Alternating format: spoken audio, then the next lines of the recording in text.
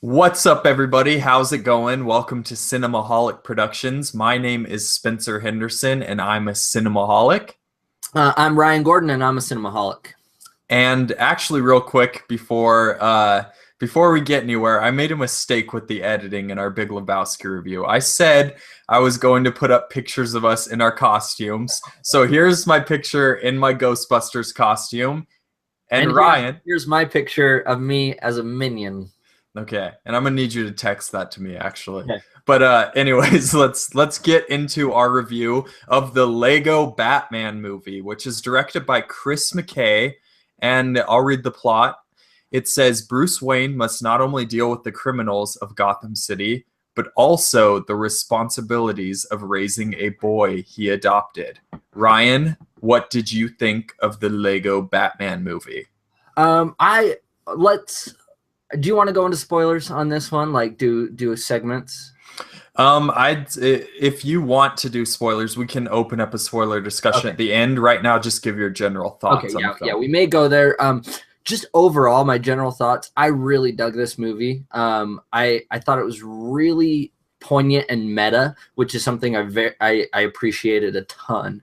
I was late to the Lego Batman train because I was on my mission when it came out, so I didn't see it until like I heard all the Oscar snub stuff, and then I saw the first one, and I really liked it, though I don't think it had as big of an impact because I'd already heard a lot about it and stuff.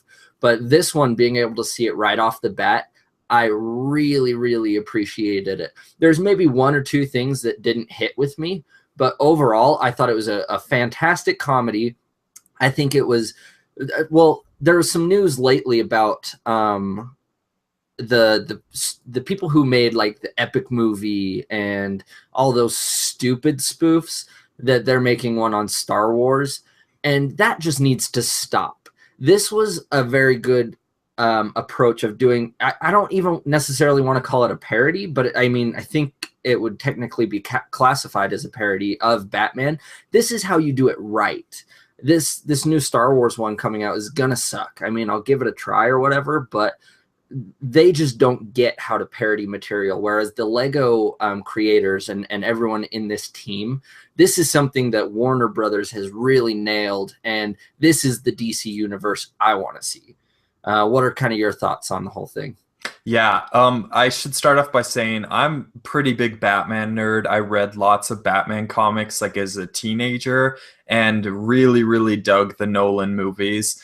That's kind of what actually kind of got me interested in Batman. I think Batman Begins came out when I was like 11 years old, so I was the perfect age for that. Started reading a lot of the comics. So this movie is basically perfect for like fan service. If you're a Batman fan, they have so many great, as you said, meta references. This is like Deadpool for kids is the best way to put it, because there are so many moments in this movie that reference previous Batman films or like characters in the Batman universe, and kind of has fun with their personalities. Like there's a really great kind of like ongoing joke about the Joker and Batman that I just thought was hilarious every single time. The voice acting by Will Arnett was awesome. I didn't look this up, but I'm pretty sure that Michael Cera plays Robin. Is that right? Yeah. He was awesome. I really liked Michael Cera in that role. And yeah, overall, really dug this movie. I don't think it's quite as good as the Lego movie. I think this movie in the third act loses a little bit of its steam, but it was clever throughout. There were tons of jokes per minute. There were some freaking hilarious lines. Like they made a really funny joke about Suicide Squad. It was a line that Batman said that I was like, oh, I see what you're doing there. You're totally referencing Suicide Squad. And it was, yeah, overall, I really like this movie. I think the first 30 minutes are some of the funniest. It was so funny. The first 30 minutes, I was laughing, I think, throughout the entire time. I don't know if I stopped laughing once.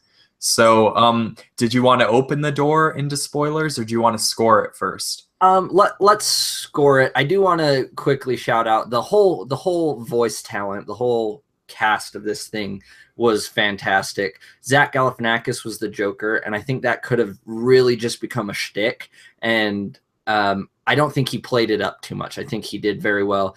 And there's Ralph Fiennes, I think that's his name, the guy who plays Alfred. He was awesome, and I kind of wish that he would have played another character that I don't want to spoil yet. But I'll get to that in just a second. Wait. Who is it that played Alfred? Who? I'll look it up really quick. How about I'll score? I'll look it up. I have IMDb pulled up. So like I said, it was Ralph Fiennes. I know who you're talking about. Yeah. Okay. Yeah. So we'll talk about that in a second. Okay. Overall, I really, really, really liked this movie. I'm gonna give it an 8.5 out of 10. There, like you said, the ending kind of loses steam, but I think that's just because it is longer than I would have expected. It's an hour 45, and the jokes just, you can only watch the same thing over and over before it kind of loses steam. But overall, it's a great experience. I love that they're able to cater to adults but appeal to kids. So yeah, I'm also going to give this an 8.5 out of 10. I basically echo everything that Ryan just said. I like how you mentioned that it's kind of like a movie that both adults and kids can appreciate, because it definitely is. And it, moves forward with a pretty quick pace. There never really is a boring moment in the movie, and kind of how they incorporate certain things, which we'll talk about in a second. Spoilers, is just really, really smart, really clever. Like he said as well, it does lose a little bit of steam in the third act, but some movies do, and it was consistently entertaining throughout. So that being said, let's move into spoilers. So go ahead and finish that thought that you had that was kind of spoilery. Yeah, Ralph, you said Fiennes. That's how his last name. Correct.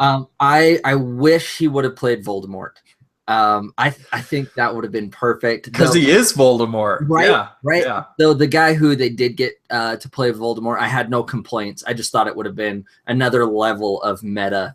Would have been awesome, but I loved it.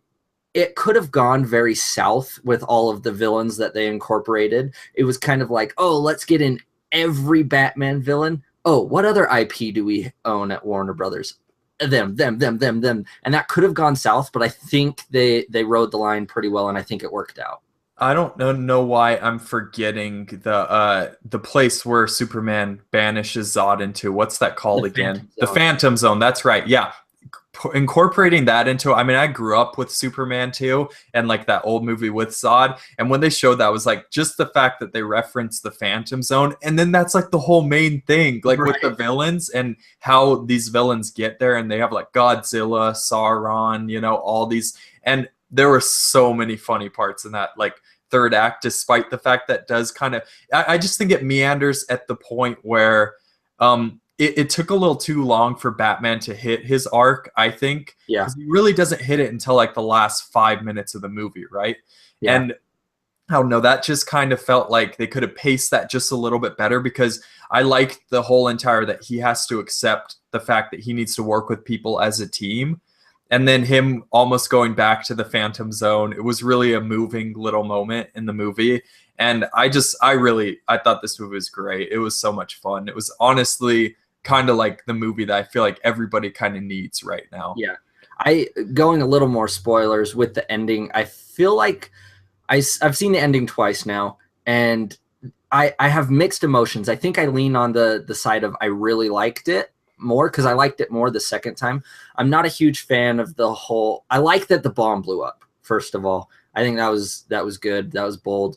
I wasn't a huge fan of the whole let's connect head things. But it's Legos. Right. But that's what paid it off for me, and I really dug was when it was slowly, and then click. Yeah. I really liked that, and that was a huge payoff that worked for me. So do you have a favorite line from the movie? A favorite joke?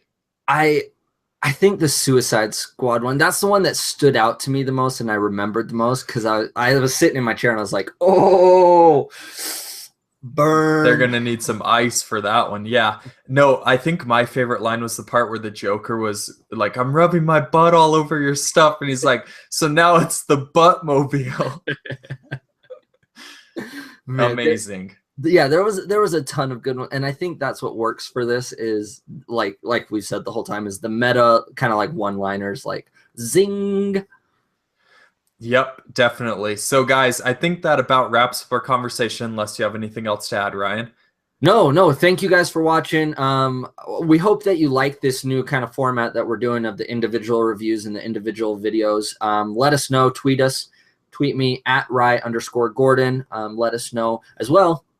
Watch the click this poster thingy and watch the John Wick review. All right, guys, you can follow me on Twitter at SpinnyHand. Catch you later.